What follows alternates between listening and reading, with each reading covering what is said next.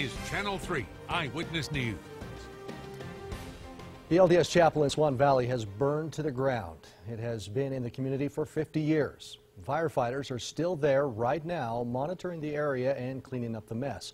Eyewitness News reporter Chris Nessman has been following this since the fire started around 2 this afternoon. He joins us live from just what's left of the chapel. Chris, looking behind you there, it's completely gutted.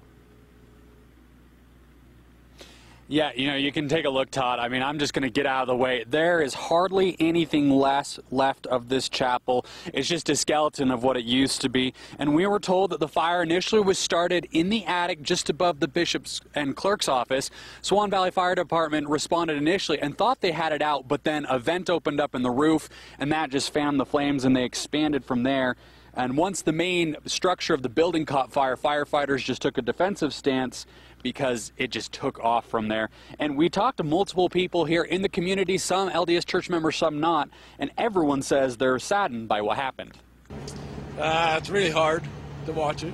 When they called me on the phone and said it was the chapel was on fire, I said no.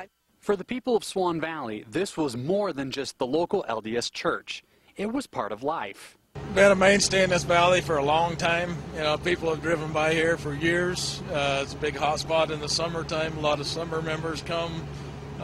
Really pretty sad. Even for those who weren't LDS, this was one of the 2 major community hubs for the valley.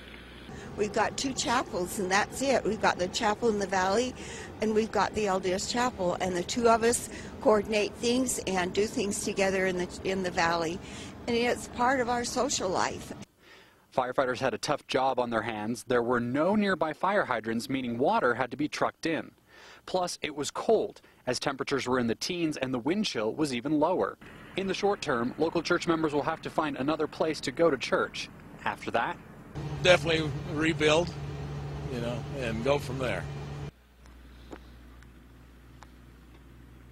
Now, out of the dozen or so agencies that responded to this fire, and I mean there were several agencies, the Swan Valley Fire Department is still here monitoring the building and making sure that no one steps too close to it. They also say that by tomorrow, they expect investigators to come to start figuring out exactly how and why this fire started. Reporting live from Swan Valley, I'm Chris Nessman. That is tough to see that happen and go. All right, Chris, thanks. Even though the fire is still dying down yet tonight, the building is a hazard. Many of those brick walls that you can see that's remaining are not reinforced. They could collapse at any time very easily. Firefighters say everyone should stay off the property until further notice for their own safety. Let's check our weather.